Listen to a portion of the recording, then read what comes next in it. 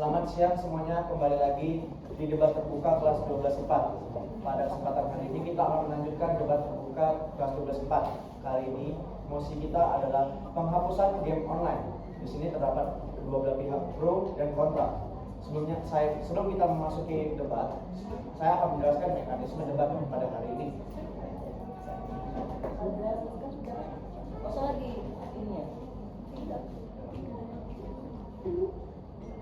Baiklah, kita langsung saja ke debatnya, yaitu pemaparan argumentasi dari pembicara pertama pihak pro. Kepada pembicara pertama pihak pro, kami persilakan. Waktu Anda dimulai saat Anda berbicara.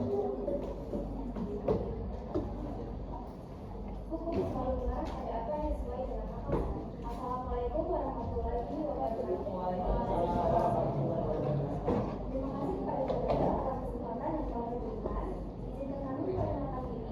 Kami dari kelompok 12 Pro, saya Intan Putasari sebagai pembicara. Kami akan membahas sebagai pembicara kedua dan dengan acara hal berkenaan dengan mosi pada hari ini, yaitu penghapusan aplikasi games online. Maka kami menyatakan dengan tegas membahas dan berintegritas bahwa kami sangat menyetujui mosi pada hari ini.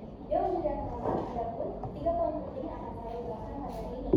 Sebelum itu, izinkan saya menjelaskan mengenai mosi pada hari ini, yaitu mengenai games online. Games online merupakan sebuah aplikasi yang dimainkan dengan menggunakan internet sebagai jaringan untuk mengakses permainan games online merupakan permainan yang sangat sering dimainkan dalam beberapa tahun terakhir ini, terutama di kalangan remaja. Games online sangatlah menarik perhatian masyarakat, terutama di kalangan remaja. Bermain games secara online tentunya membawa banyak dampak negatif.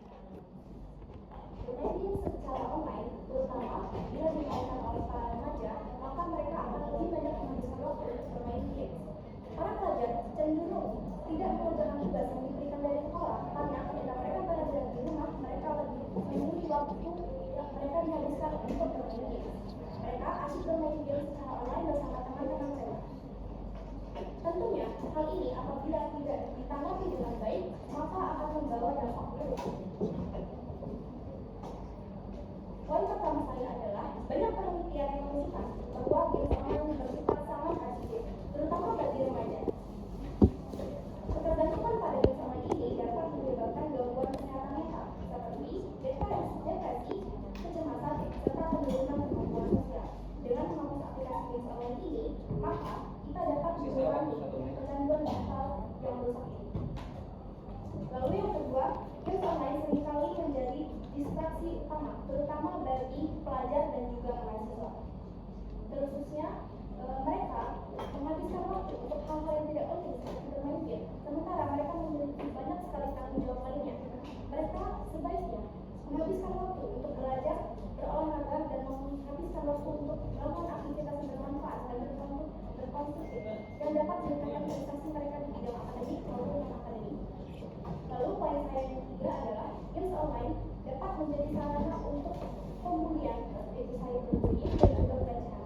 Dengan menghapus aplikasi games online ini, maka kita dapat menciptakan lingkungan digital yang lebih aman dan juga sehat, serta dapat meningkatkan prestasi akademik siswa. Sekian dari saya, terima kasih. Saya kembalikan kepada moderator. Terima kasih kepada pembicara pertama setelah memaparkan argumentasi dari kalian. Selanjutnya marilah kita mendengar argumentasi dari pembicara pertama pihak kontra. Kepada pembicara pertama pihak kontra, kami persilakan. Waktu Anda dimulai saat Anda berbicara. Assalamualaikum warahmatullahi wabarakatuh. Waalaikumsalam.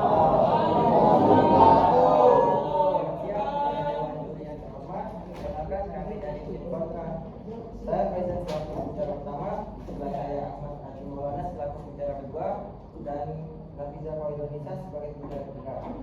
Hari ini kami menolak mosi yaitu penghapusan aplikasi game online. Sebelum kita membahas lebih dalam, mosi yang kita paham dulu latar belakang dari mosi ini. Mosi ini muncul dari kekhawatiran semakin meningkat tentang dampak negatif yang mungkin ditimbulkan oleh aplikasi game online, seperti kecanduan, penurunan prestasi, dan perilaku antisosial. Sebagai orang berpendapat bahwa dengan menghapus aplikasi game online, kita bisa meningkatkan kualitas hidup generasi muda. Namun, apakah langkah-langkah tersebut benar-benar solutif, apakah kita bisa begitu saja mengambilkan sisi positif dari game online tersebut? Sebelum kita berburu-buru untuk mendukung penghapusan aplikasi game online, kita perlu mempertimbangkan sejumlah manfaat dari aplikasi game online tersebut. Pertama, game online telah menjadi sarana hiburan yang sangat populer di kalangan berbagai usia. Dalam dunia yang serba cepat ini, game online menyediakan pelarian yang bermanfaat dari tekanan sehari-hari. Selain itu, game online juga memiliki potensi untuk mengembangkan berbagai keterampilan seperti desainer hingga atlet e-sport yang sekarang menjadi profesi yang diakui secara internasional. Dengan menghapus aplikasi game online, kita tidak hanya merugikan pemain, tetapi juga kita merugikan ekosistem yang telah tumbuh di sekitar industri ini. Jadi dalam menciptakan promosi ini, penting bagi kita untuk tidak melihat hanya dari satu sisi, tetapi juga menghargai dampak positif yang disignifikan dari game online tersebut. Penghapusan total bukanlah solusi yang tepat, dan kita harus mencari pendekatan yang lebih seimbang yang memungkinkan kita mengatasi masalah tanpa mengorbankan manfaat yang telah disediakan. Alih-alih melakukan penghapusan total, solusi yang bijak adalah dengan mengedukasi pengguna, khususnya anak-anak dan remaja. Aktivitas fisik juga merupakan langkah yang dapat ditempuh. Pemerintah, sekolah, dan orang tua dapat bekerja sama untuk mengawasi serta membatasi waktu bermain game online agar tidak berlebihan. Selain itu, pengembangan kebijakan yang mendukung game dengan konten edukasi dan mendorong keseimbangan antara bermain, aktivitas fisik juga merupakan langkah yang dapat ditempuh. Untuk menyimpulkan, saya ingin menegaskan bahwa penghapusan aplikasi game online bukanlah solusi yang ideal. Meskipun yang kita mengakui dan mengatasi dampak negatifnya, kita juga mengatasi kontribusi positif setelah dibawa oleh game online, baik dalam aspek hiburan, pengembangan keterampilan maupun ekonomi. Oleh karena itu, saya selaku pembicara pertama dan kami selaku tim kontra tetap menyatakan bahwa kami menolak promosi pada hari ini. Wassalamualaikum warahmatullahi wabarakatuh. Terima kasih atas pemaparan argumentasi dari pembicara pertama pihak kontra. Selanjutnya, marilah kita mendengarkan pemaparan argumentasi dari pembicara kedua pihak pro. Pada pembicara pihak pro kedua, kami persilakan. Waktu Anda dimulai saat Anda berbicara. Assalamualaikum warahmatullahi wabarakatuh. Waalaikumsalam.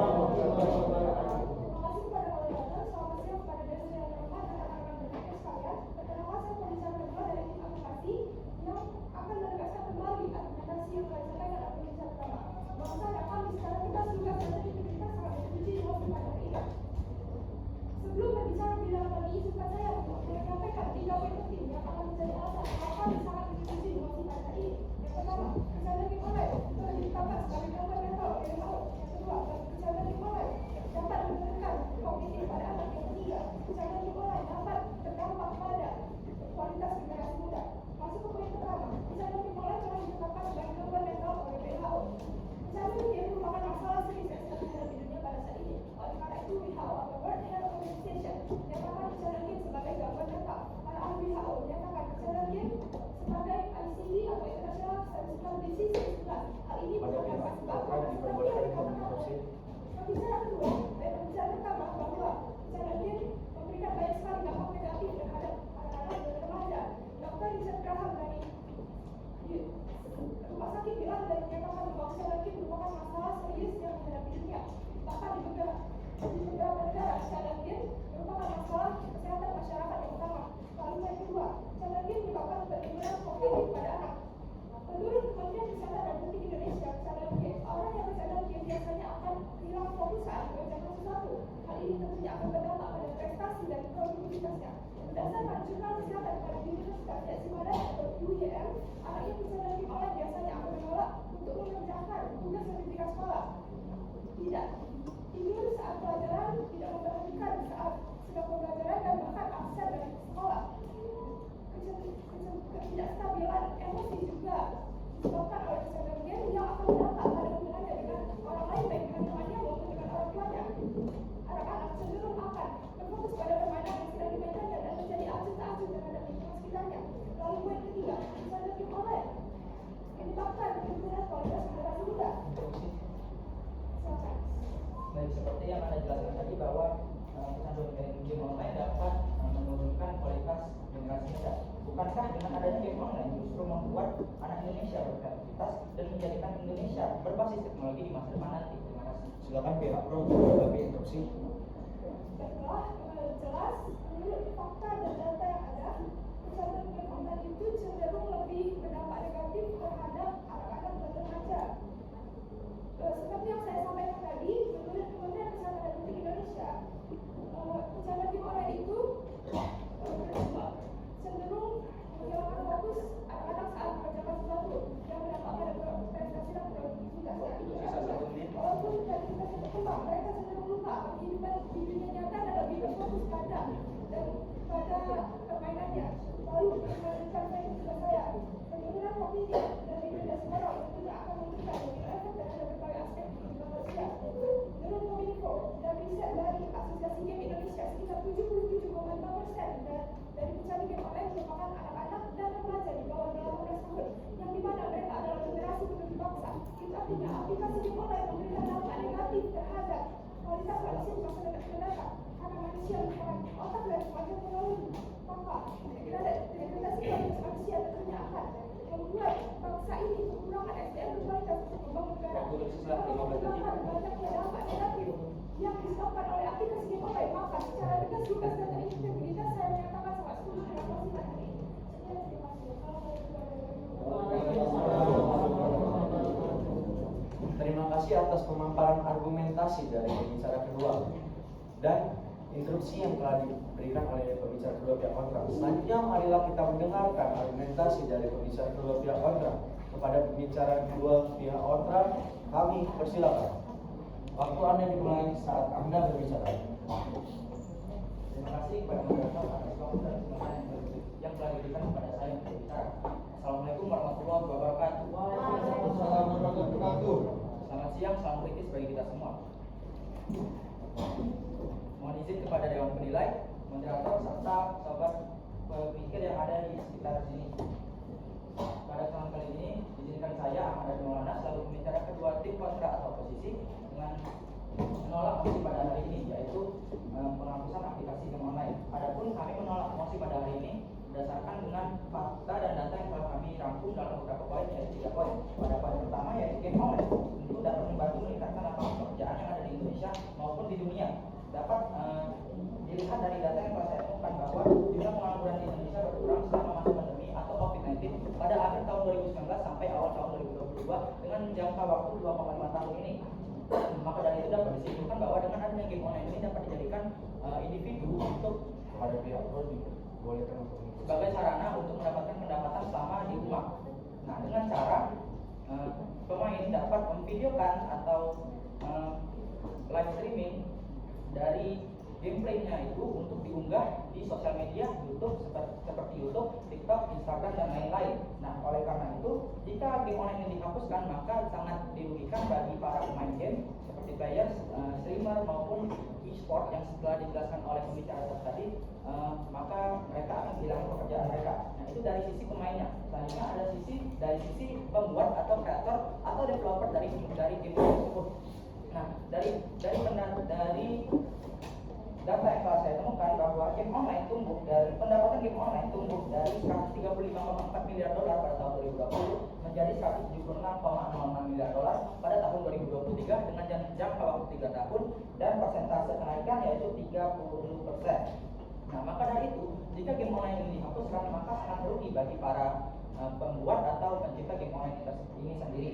Selanjutnya pada poin kedua yaitu adanya penegakan hukum bahwa aplikasi itu termasuk hal yang dilindungi. Dalam Undang-Undang Nomor 28 Tahun 2014 tentang Hak Cipta atau UHC dijelaskan bahwa hak cipta berlaku saat suatu karya itu berwujud nyata dan dapat dipublikasikan. Nah, dari situ juga dapat disimpulkan bahwa aplikasi game online ini termasuk suatu karya yang berwujud nyata dan dapat dipublikasikan, menjadikan aplikasi game online ini memiliki hak ciptanya itu sendiri. Nah, maka dari itu jika aplikasi game online ini dihapuskan maupun diduplikat maupun ditiru, maka akan mendapatkan sanksi bagi mereka yang menirunya. Baiklah, pada poin ketiga yaitu dengan adanya game online ini bagi pelajar ataupun anak-anak, dengan adanya game online ini dapat meredakan stres dan menambah pertemanan bagi anak-anak itu sendiri.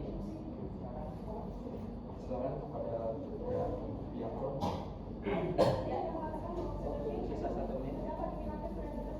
Lalu bagaimana dengan anak-anak yang berhubungan dengan game online? Apakah secara fakta dan data jelas bahwa peserta itu berdampak buruk pada prestasi dan produktivitas dari anak-anak. Silakan pihak kontrak menanggapi instruksi. Baik, izin menjawab instruksinya. Nah, maka dari itu adanya peran orang tua serta guru pengajar yang ada di sekolah untuk tetap memantau atau mengawasi anak-anak dalam bermain game online untuk tidak lebih dari 3 jam dalam perharinya. Saya kembalikan ke poin ketiga saya, yaitu mengenai dengan adanya game online dapat meredakan stres bagi anak-anak dan pelajar. Nah, dari data yang saya temukan dari Digination, terdapat 59% Gen Alpha dan 47% Gen Z yang ada di Indonesia pada tahun 2023 mengatakan bahwa dengan bermain game online dapat meredakan stres bagi mereka. Dan satu lagi, dengan adanya game online tentu saja dapat menambah pertemanan dari mereka karena sempat terhambat dalam masa pandemi kemarin. Mungkin oleh karena itu kami tetap menolak mosi pada hari ini. Terima kasih. Wassalamualaikum warahmatullahi wabarakatuh. Terima kasih atas pemaparan argumen dari pembicara kedua pihak kontra dan juga instruksi dari pembicara kedua pihak pro. Selanjutnya marilah kita mendengar pemaparan argumentasi dari pembicara ketiga pihak pro. Kepada pembicara ketiga pihak pro, kami persilakan. Waktu Anda dimulai saat Anda. Assalamualaikum warahmatullahi wabarakatuh. Sebelumnya terima kasih kepada moderator, mohon izin kepada para dewan juri. Perkenalkan, nama saya Siti Ahmad sebagai pembicara ketiga dari Pro. Saya dengan tegas dan berintegritas mengatakan bahwa saya sangat setuju dengan mosi kita pada siang hari ini, yaitu penghapusan aplikasi game online. Seperti yang telah disampaikan oleh pembicara kedua tadi, bahwa WHO telah menetapkan bahwa game disorder atau kecanduan game online merupakan gangguan mental. Para ahli WHO juga telah memasukkan game disorder ini ke dalam International Statistical Classification of Disease atau ICD ke-11.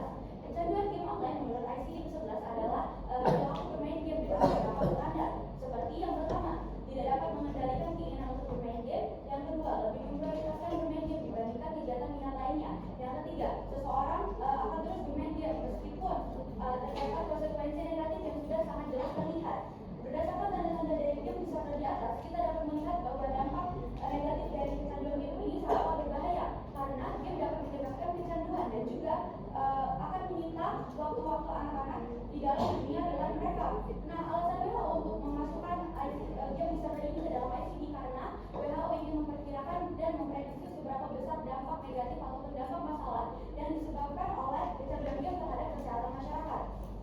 Apabila kita melihat dari alasan WHO, kita dapat menyimpulkan bahwa game online ini sangatlah dampak negatif dan juga berbahaya bagi anak-anak Indonesia, di mana mereka ini merupakan generasi muda penerus bangsa.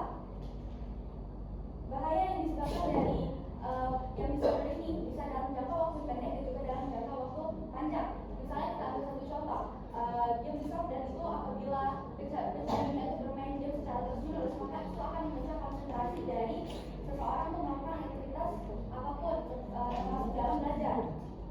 Sehingga hal ini akan tentu saja berdampak merugikan bagi Indonesia ke depannya.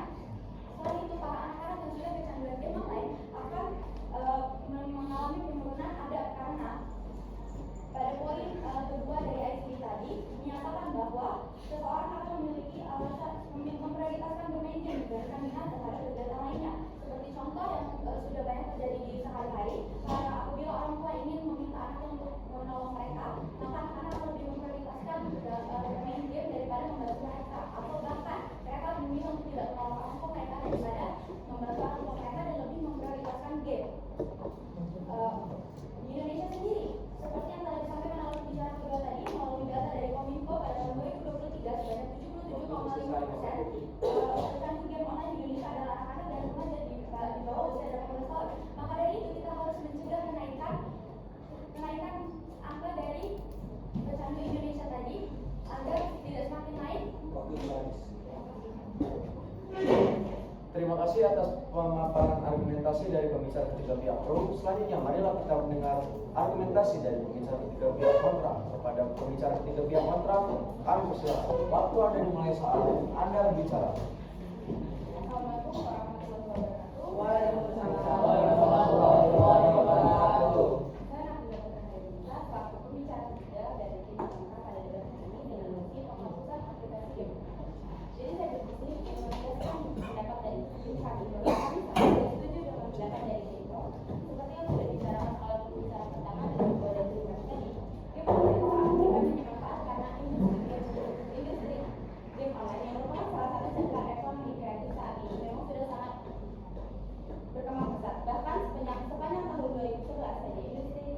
game industri kreatif telah menyumbang 7% produk domestik bruto atau PDB. Pencapaian tersebut menempatkan sektor ekonomi kreatif pada urutan ke-7 yang menyumbang PDB terbesar. Penyerapan tenaga kerja juga tidak main-main. Pada tahun 2010 saja, jumlah tenaga kerja kreatif mencapai 8,6 juta orang dari total tenaga kerja nasional 108,2 juta setara dengan 7,9%. Dan ada pun dampak positif game online terhadap anak atau pelajar. Pertama, menurut salah seorang menteri sekretaris kabinet di Inggris, Tom menyebutkan bahwa dengan bermain game online, anak-anak dapat belajar melatih pikiran, konsentrasi, menjawab tantangan dan perubahan sekitar mereka. Kedua, menurut beberapa peneliti di Universitas New York, Amerika Serikat yang melakukan penelitian mengenai dampak positif game, mereka mengatakan anak yang bermain game online akan mengembangkan kemampuan dalam membaca dan matematika. Ketiga, menurut Mark Grassley, seorang profesor di Northampton University, Inggris, menyatakan bahwa dengan bermain game online dapat meringankan dan bahkan mengalihkan perhatian dari rasa sakit yang diderita oleh seorang anak yang sedang menjalani masa perawatan, seperti anak yang menjalani masa kemoterapi. Dengan bermain game, rasa sakit akan berkurang dan tensi darah pun akan menurun. Keempat, bermain game online juga baik untuk fisioterapi pada anak-anak yang mengalami cedera tangan.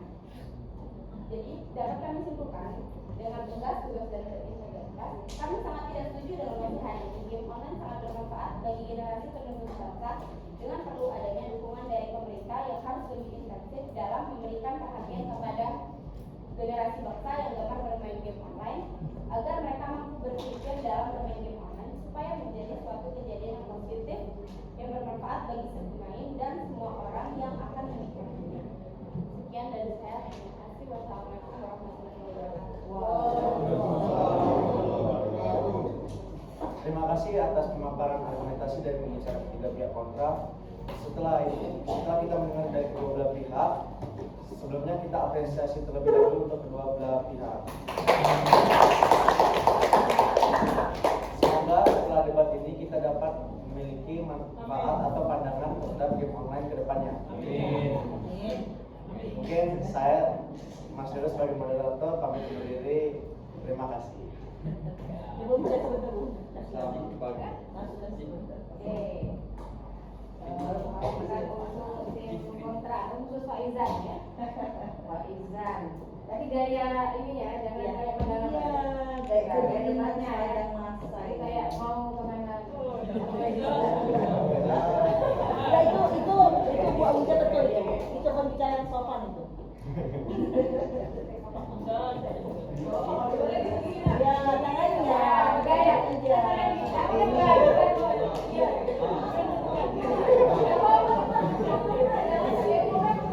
Pak Izan begini kan lo tadi. Ada dulu ya. Untuk kalau Adli tadi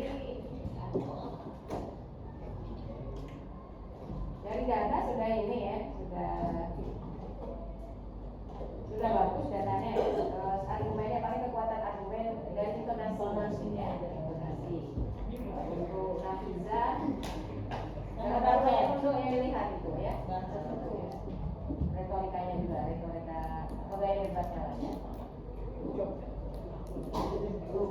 Untuk tim pro, Ingat, Alia, Siti Hanum. Alia itu suaranya kayak gitu ya? Ya. Suaranya memang seperti itu. Intonasinya bagus, tapi karena suaranya kecil ya. Suaranya kecil. Kalau memang sudah dari sononya ya memang bisa. Kalau memang sudah suaranya seperti itu ya. Ya, secara besar sudah bagus lah. Ya namanya aja nak ya. Tentunya kalau di timnya kalian, tentunya kan mosi kalian ya. Mosi kalian kan. Sebetulnya dari tim kontra pada saat Pak Izan ngomong, sebenarnya nggak usah jauh-jauh pakai data. Tanya aja sama tim pro. Setuju nggak aplikasi ini dihapuskan? Ya kan? Itu aja. Kalau Anda tidak setuju, artinya Anda mendukung mosi kami. Kan sudah dapat poin. Seperti itu kan? Ya kan? Jadi sebetulnya tadi Pak itu udah bagus ngomongnya. Cuman tadi dibilang sama Bu Nidia, gestur tubuhnya sama eye contact-nya jangan berani, ya.